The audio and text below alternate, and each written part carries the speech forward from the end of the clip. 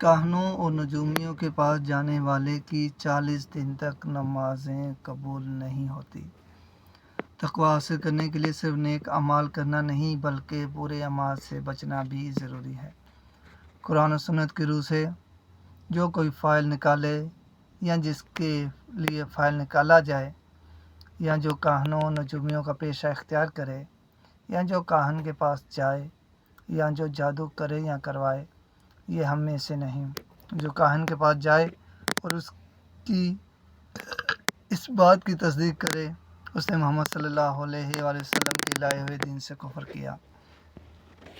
حدیث مبارکہ میں کاہنوں اور نجومیوں کے بارے میں کچھ احادیث بیان کی گئی ہیں اور ان کی حرمت کے بارے میں متعدد روایات بھی شامل ہیں، جس میں سے چند آپ کے سامنے پیش کرتا ہوں۔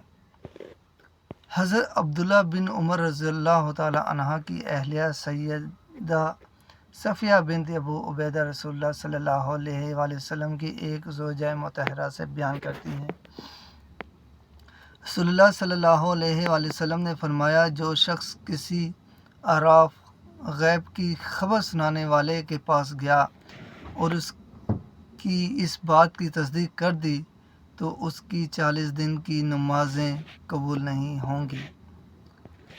عراف کے معنی ہے جو گمشدہ یا چوری شدہ چیز کی جگہ بتاتا ہے، یا جو کچھ اسباب و مقدمات سے بعض باتوں کے جاننے کا دعویٰ کرتا ہے، مستقبل کے بارے میں پیش گوئی کرتا ہے۔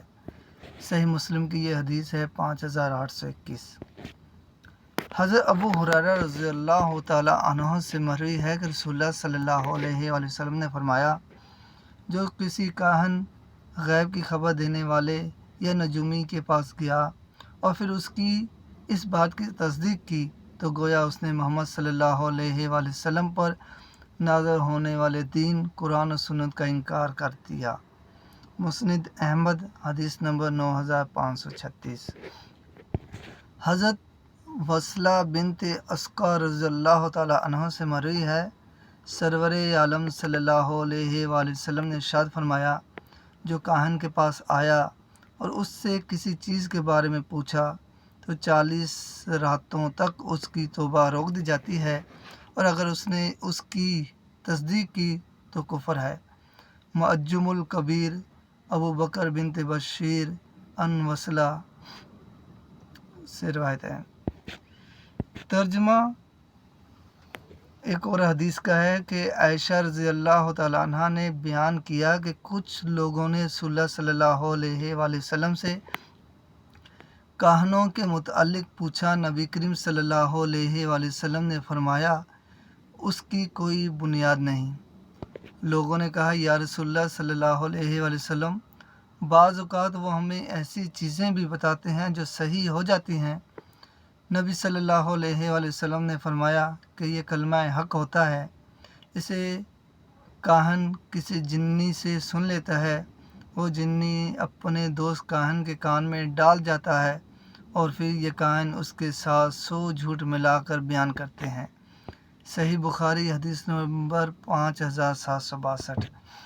ایک اور حدیث کا ترجمہ حضرت قبیصہ رضی اللہ تعالیٰ عنہ سے مروی ہے کہ نبی کریم صلی اللہ علیہ وآلہ وسلم نے ارشاد فرمایا، خط کھینچنا، فال نکالنا اور پرندے اڑا کر شگون لینا جبت یعنی شیطانی کاموں میں سے ہے۔ جبت کے معنی ہے صنم، کاہن، جادوگر اور نجومی وغیرہ پر بھی بولا جاتا ہے۔ سنن ابو داؤد اور 3907۔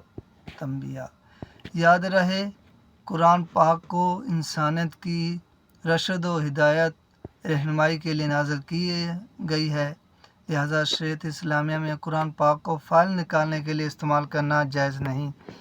انسان کی نیک بختی، بد بختی، اس کی قسمت کو پرزوں اسٹارز کے ساتھ ملاتے ہیں وغیرہ اسی قبیل سے ہے۔ اس طرح جو علاج کے لیے جنون سے مدد لینے اور علم و غیب کا دعویٰ کرنے والے بھی اسی میں شامل ہیں۔ تنبیہ البلیغ: اگر کوئی شخص ان کاموں میں ملوث ہو چکا ہے تو وہ جلد از جلد اپنی اصلاح کر کے توبہ کر لے۔ وما علینا الا البلاغ المبین۔